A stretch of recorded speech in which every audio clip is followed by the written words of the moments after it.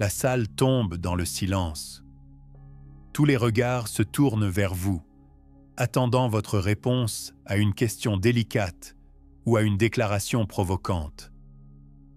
L'impulsion naturelle est de combler ce vide par des mots, pour démontrer son savoir, affirmer sa position ou soulager la tension montante.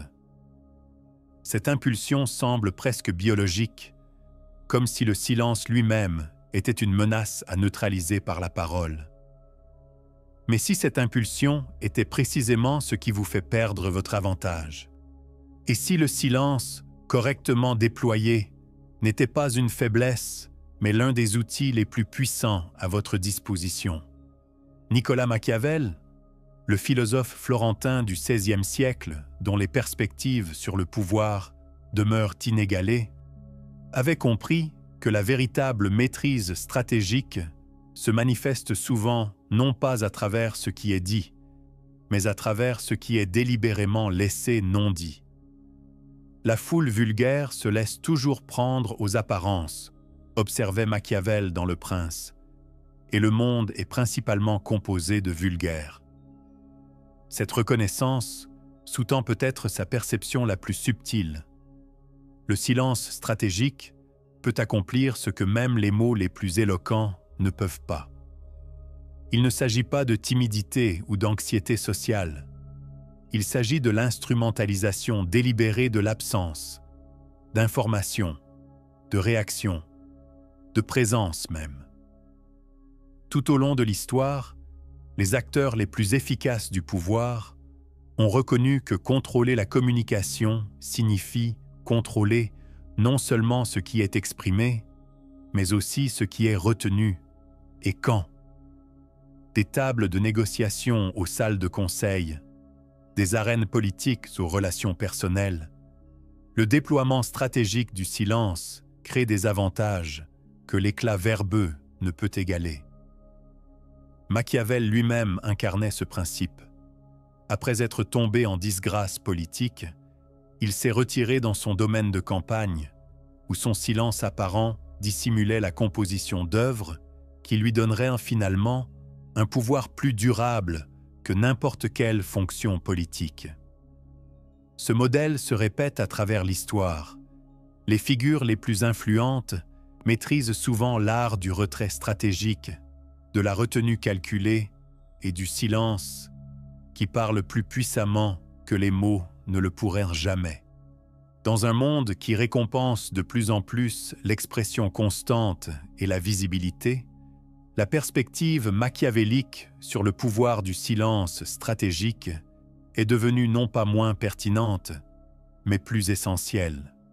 Comprendre quand ne pas parler, quand créer de la tension plutôt que de la soulager, et comment exploiter l'absence comme présence peut être l'aspect le plus négligé de la sagesse stratégique et potentiellement votre avantage le plus puissant dans un monde qui ne peut s'arrêter de parler. Le pouvoir psychologique du silence stratégique.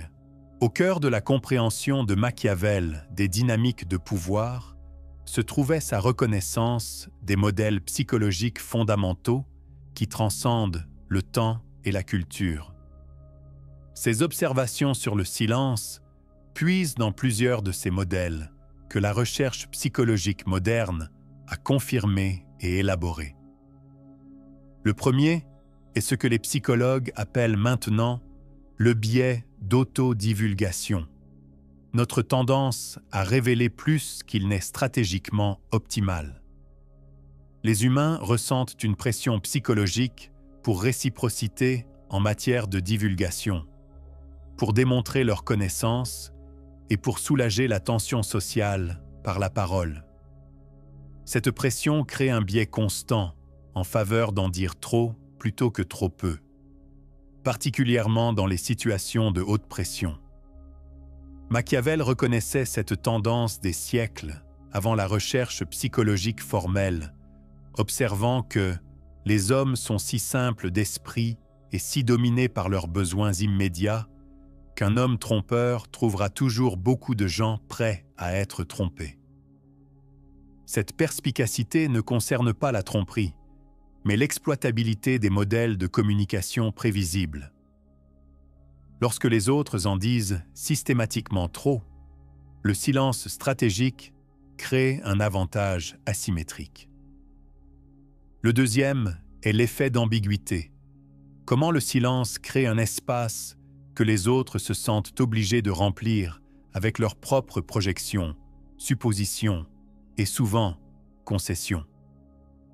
En l'absence d'informations claires, les gens construisent généralement des récits basés sur leurs peurs, désirs et préjugés.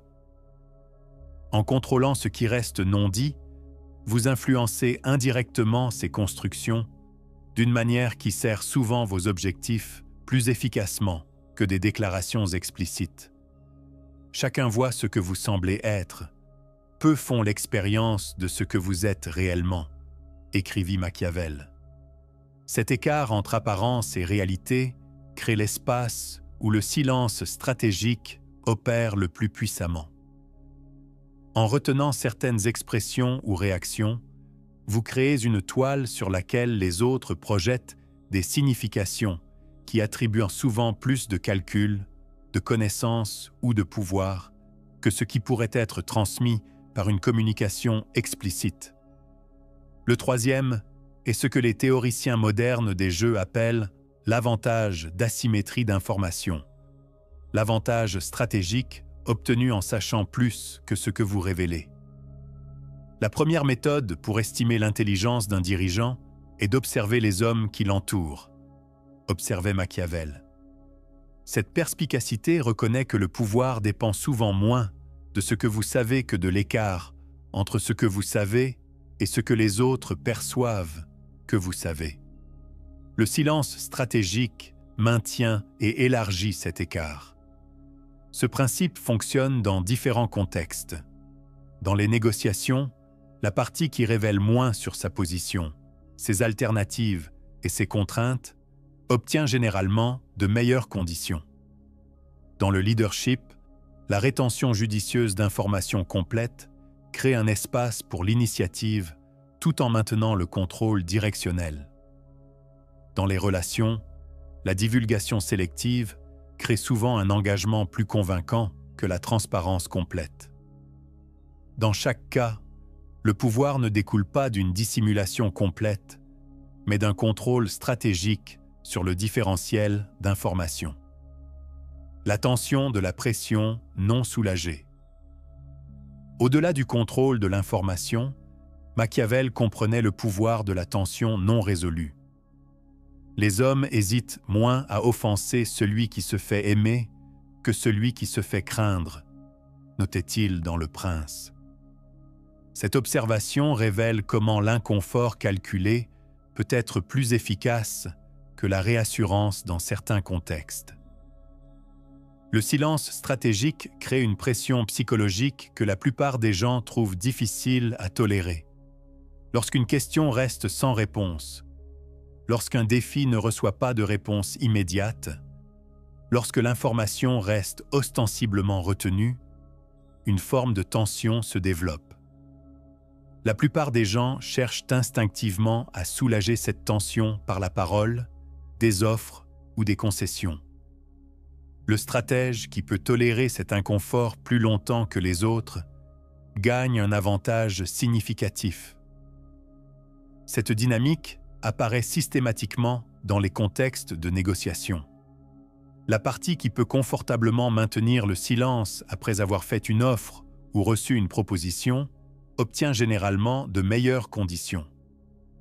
Il ne s'agit pas de manipulation, mais de reconnaissance de l'influence de la pression psychologique sur la prise de décision. En résistant à l'impulsion de combler le silence par des concessions ou des clarifications, vous créez un espace permettant à l'autre partie de se rapprocher de votre position, plutôt que de vous obliger à vous rapprocher de la leur. Le même principe opère dans les contextes d'interrogatoire et de collecte d'informations. Si une blessure doit être infligée à un homme, elle devrait être si sévère que sa vengeance ne soit pas à craindre, écrivait Machiavel.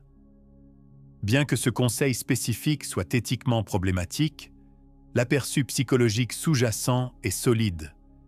Une pression incomplète génère souvent plus de réponses qu'une force complète. Le questionneur stratégique, qui pose une question puis se tait, suscite souvent plus d'informations que celui qui continue à parler. Les contextes de leadership démontrent également ce principe. Lorsqu'un leader pose un défi ou une question à une équipe, puis maintient le silence plutôt que d'offrir immédiatement une direction, il crée un espace permettant aux autres de développer des solutions plutôt que de simplement exécuter des instructions. Cette tension calculée développe la capacité plutôt que la dépendance, créant des résultats organisationnels plus solides qu'une orientation constante. Machiavel reconnaissait que la capacité à maintenir la tension sans résolution prématurée distingue souvent une stratégie efficace d'une stratégie inefficace. La promesse donnée était une nécessité du passé. La parole brisée est une nécessité du présent, observait-il. Il ne s'agit pas de plaider pour la malhonnêteté, mais de reconnaître que maintenir une flexibilité stratégique nécessite parfois une ambiguïté calculée plutôt qu'un engagement prématuré. L'absence calculée comme présence, l'aspect peut-être le plus subtil du silence machiavélique est ce qu'on pourrait appeler l'absence instrumentalisée, le retrait stratégique de la présence elle-même pour créer des effets spécifiques. Cette approche opère non seulement à travers ce qui reste non dit, mais à travers le retrait complet de la participation ou de l'engagement attendu. Par conséquent, il est nécessaire pour un prince souhaitant maintenir sa position de savoir comment faire le mal et d'en faire usage ou non selon la nécessité, écrivait Machiavel. Ce principe s'applique à la présence elle-même. Parfois, la stratégie la plus efficace n'est pas un engagement parfait, mais un retrait calculé, non pas pour se désengager entièrement, mais pour créer des effets spécifiques à travers l'absence manifeste d'une participation attendue. Cette approche apparaît dans de multiples contextes. Dans les négociations, le retrait stratégique, que ce soit de sujets spécifiques ou de sessions entières, crée souvent plus de levier que l'engagement continu.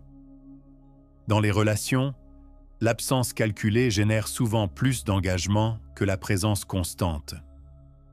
Dans les contextes organisationnels, la non-participation sélective à certaines décisions ou discussions peut souligner leur importance plus efficacement qu'une opposition active. La puissance de cette approche découle de ce que les économistes comportementaux appellent l'aversion à la perte.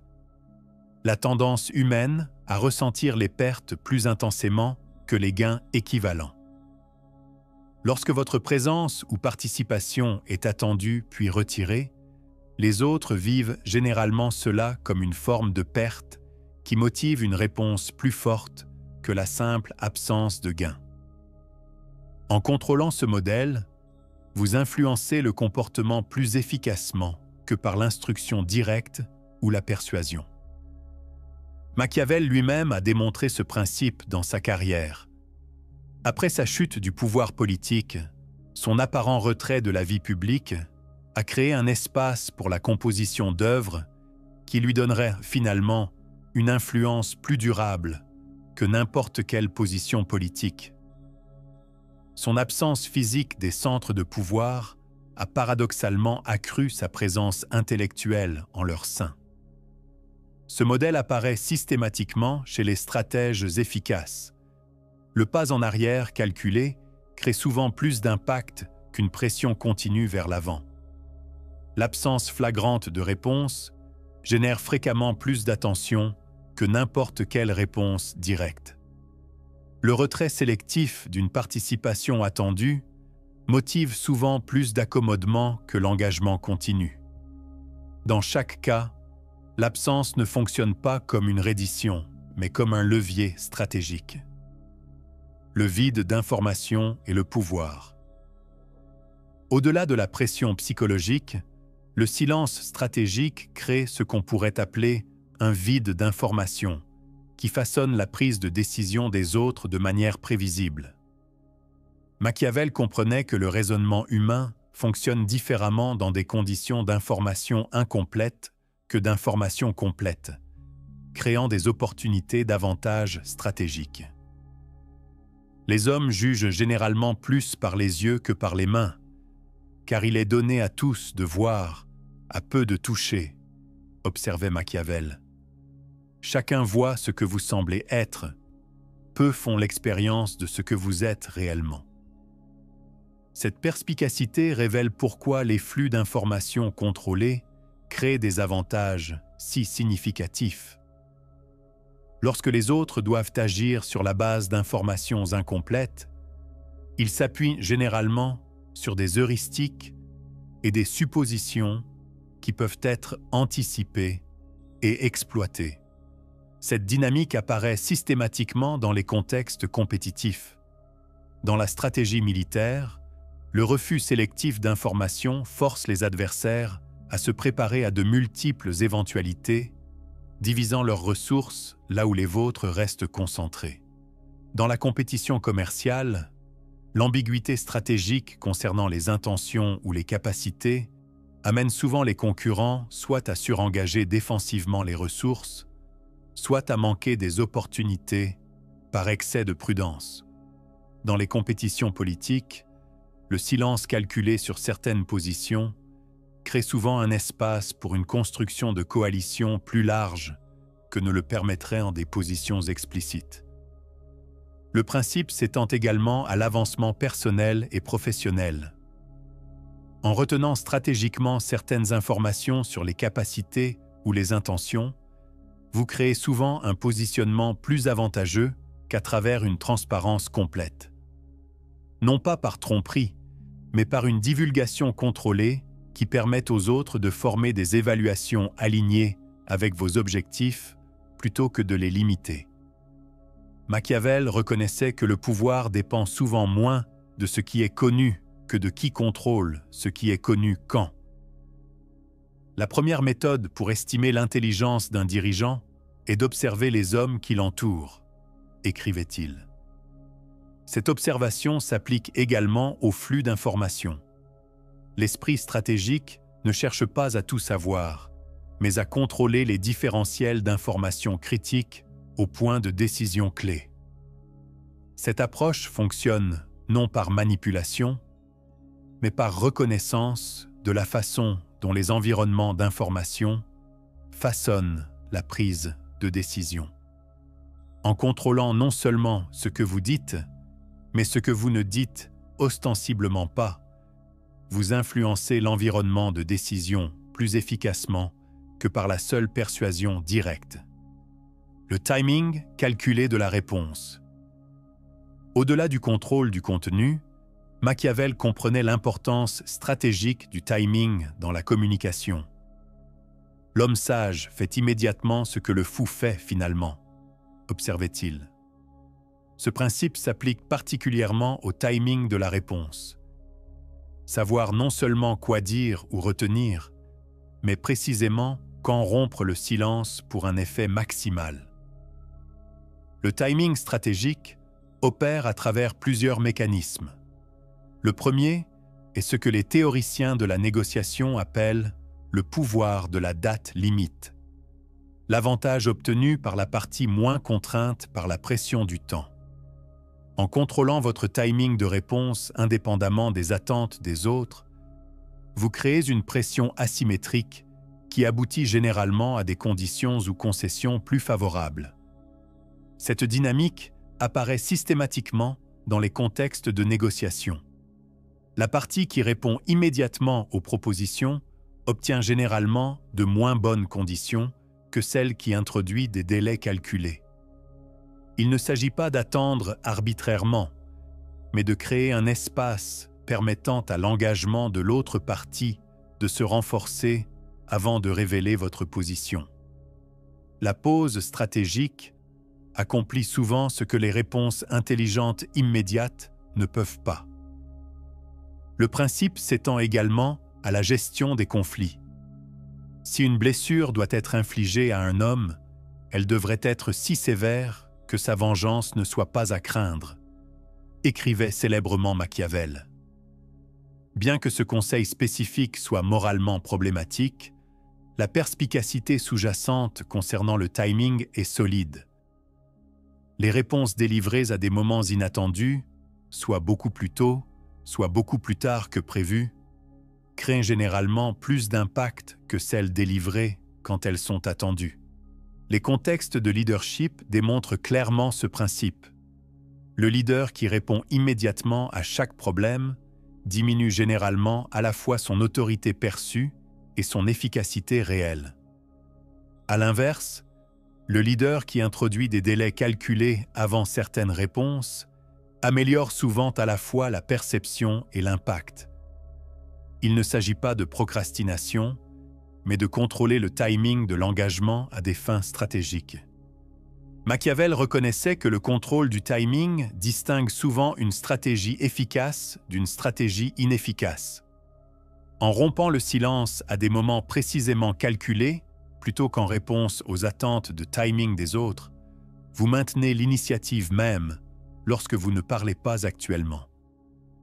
Ce contrôle crée des avantages dans des scénarios allant de la négociation au conflit, du leadership à la gestion des relations. L'affichage sélectif de l'expertise.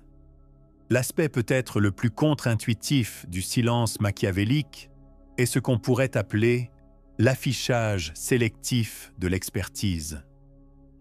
Le choix stratégique de retenir les démonstrations de connaissances ou de capacité dans certains contextes, tout en les révélant dans d'autres.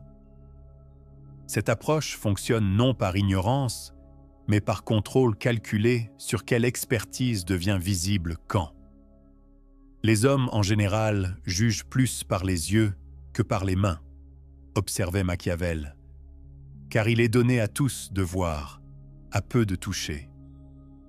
Cette perspicacité révèle pourquoi l'affichage contrôlé de l'expertise crée des avantages si significatifs.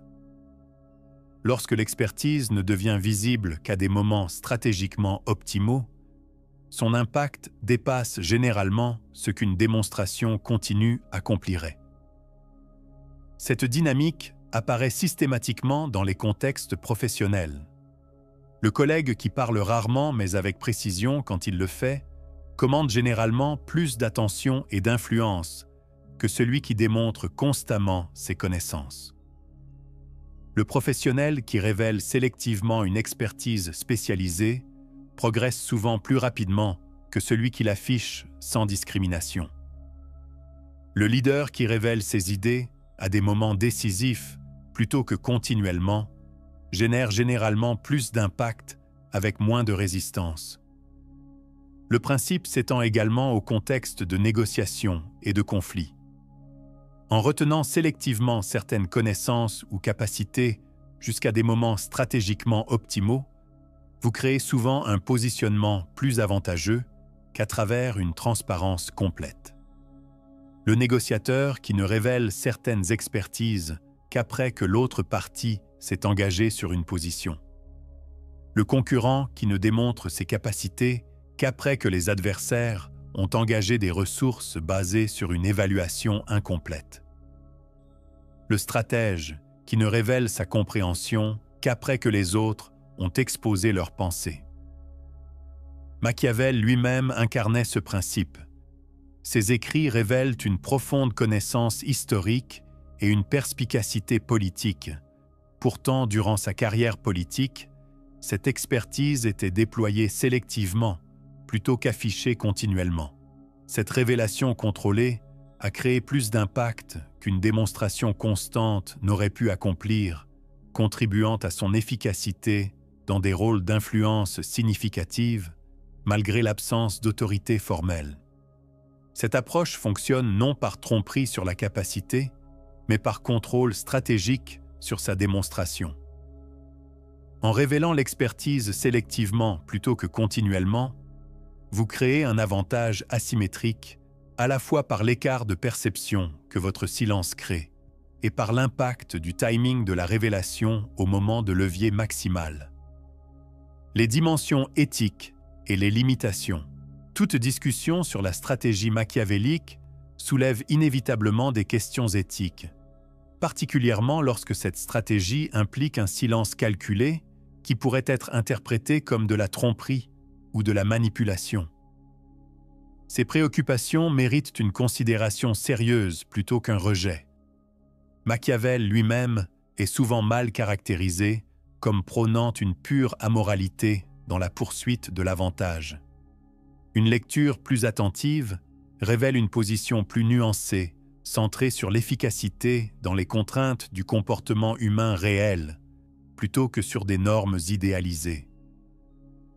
Un homme qui souhaite faire profession de bonté en toute chose doit nécessairement se retrouver en difficulté parmi tant de gens qui ne sont pas bons, observait-il. Il ne s'agit pas d'une approbation du mal, mais d'une reconnaissance des contraintes pratiques. Le silence stratégique occupe un territoire éthiquement complexe. Lorsqu'il implique une tromperie réelle, des déclarations trompeuses ou une manipulation vers des fins nuisibles, il franchit clairement des limites éthiques. Lorsqu'il implique simplement un contrôle sur le timing de la divulgation, la gestion de l'asymétrie d'information ou la tolérance à la pression, l'évaluation éthique devient plus contextuelle.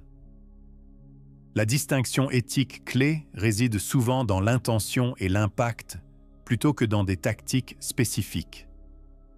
Le silence stratégique destiné à prévenir un jugement prématuré, à maintenir une position de négociation légitime ou à créer un espace pour le développement des autres, diffère fondamentalement d'un silence conçu pour permettre l'exploitation, éviter la responsabilité ou infliger des dommages inutiles.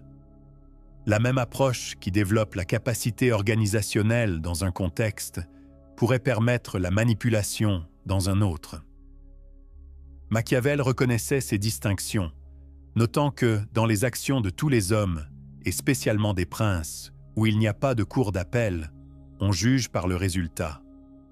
Cette perspective conséquentialiste suggère d'évaluer le silence stratégique, non par des normes abstraites, mais par ses effets réels sur les personnes impliquées. Un silence qui permet finalement de meilleurs résultats pour toutes les parties diffère éthiquement d'un silence qui profite à l'un aux dépens des autres. Les limitations du silence stratégique apparaissent dans plusieurs contextes. Dans les environnements collaboratifs nécessitant une confiance mutuelle, un contrôle excessif de l'information mine souvent la base nécessaire à une coopération efficace. Dans les rôles de leadership avec des responsabilités de reddition de comptes, le silence stratégique peut entrer en conflit avec les obligations de transparence. Dans les relations personnelles, l'absence calculée ou le timing de réponse peuvent endommager la connexion lorsqu'ils sont utilisés de manière manipulatrice plutôt que développementale. Machiavel comprenait ces limitations, distinguant entre les stratégies appropriées pour différents contextes et objectifs. Un prince ne peut observer toutes ces choses pour lesquelles les hommes sont considérés comme bons, écrivait-il, reconnaissant que différents rôles comportent différentes contraintes éthiques. Cette vision nuancée ne suggère pas une application universelle du silence stratégique, mais un déploiement contextuel basé sur les responsabilités du rôle et les objectifs légitimes. L'approche stratégique intégrée. Le silence stratégique fonctionne finalement non pas isolément, mais comme partie d'une approche intégrée de l'action efficace. Machiavel reconnaissait que le pouvoir n'émerge pas de tactiques uniques, mais d'une compréhension stratégique globale, déployée contextuellement. La première méthode pour estimer l'intelligence d'un dirigeant est d'observer les hommes qui l'entourent, observait Machiavel. Cette perspicacité s'applique également à la communication stratégique. Le stratège efficace reconnaît que le silence tire sa signification de ce qui l'entoure, de ce qui a été dit précédemment, de ce que les autres disent actuellement, de ce qui reste à dire ultérieurement. Ce déploiement contextuel crée un impact bien au-delà de ce qu'un silence isolé pourrait réaliser. Cette intégration apparaît dans la façon dont les opérateurs efficaces combinent le silence stratégique avec la divulgation calculée. Ils retiennent certaines informations tout en révélant stratégiquement d'autres éléments qui façonnent l'interprétation de ce qui reste non dit. Ils maintiennent le silence dans certains contextes tout en parlant définitivement dans d'autres pour créer un contraste contextuel. Ils retirent leur présence sélectivement, plutôt qu'universellement, pour maximiser l'impact à la fois de l'engagement et de l'absence. La maîtrise s'étend à différents types de silence déployés pour des effets spécifiques. Le silence d'information retient certaines connaissances pour maintenir l'avantage. Le silence réactif contrôle les réponses émotionnelles et intellectuelles pour créer un espace pour l'engagement des autres. Le silence de présence gère le timing et l'intensité de l'engagement pour maximiser l'impact lorsque la participation se produit. Chacun sert des fonctions stratégiques distinctes au sein d'une approche intégrée. Machiavel comprenait que l'efficacité stratégique requiert cette intégration, non pas une application rigide de techniques, mais un déploiement fluide basé sur le contexte spécifique et les objectifs. Un homme prudent doit toujours suivre le chemin tracé par les grands hommes et imiter ceux qui ont été les plus excellents, écrivait-il. Mais il qualifiait immédiatement que l'imitation doit s'adapter aux circonstances actuelles, plutôt que de suivre servilement les modèles passés. Cette approche intégrée reconnaît le silence stratégique non comme manipulation, mais comme engagement réaliste avec les modèles de comportement humain réels. Utilisé éthiquement vers des objectifs légitimes, il crée non pas l'exploitation, mais l'efficacité, la capacité d'atteindre des fins valables par des moyens minimaux en travaillant avec la psychologie humaine plutôt que contre elle ou dans l'ignorance de celle-ci. L'influence durable de Machiavel découle précisément de cette perspective intégrée. Il continue d'être étudié non parce qu'il préconisait la poursuite amorale du pouvoir, mais parce qu'il reconnaissait comment fonctionne le comportement humain réel et comment cette compréhension permet une action plus efficace. Le silence stratégique représente peut-être sa perspective la plus subtile, que le pouvoir découle souvent non de ce qui est exprimé, mais de ce qui est délibérément laissé inexprimé. Le stratège moderne exploite cette perspective non par manipulation sinistre, mais par une gestion réfléchie de l'information, qui reconnaît à la fois la réalité psychologique de l'interaction humaine et la complexité éthique de l'action stratégique. Cette approche équilibrée crée non seulement un avantage tactique, mais une sagesse stratégique. La capacité d'atteindre des objectifs significatifs par une compréhension sophistiquée plutôt que par la force brute ou une transparence naïve. Mais il y a une dimension au silence stratégique que même Machiavel n'a que partiellement articulée. Un niveau où l'absence de mots révèle non seulement un avantage tactique, mais une vérité fondamentale sur la communication humaine elle-même.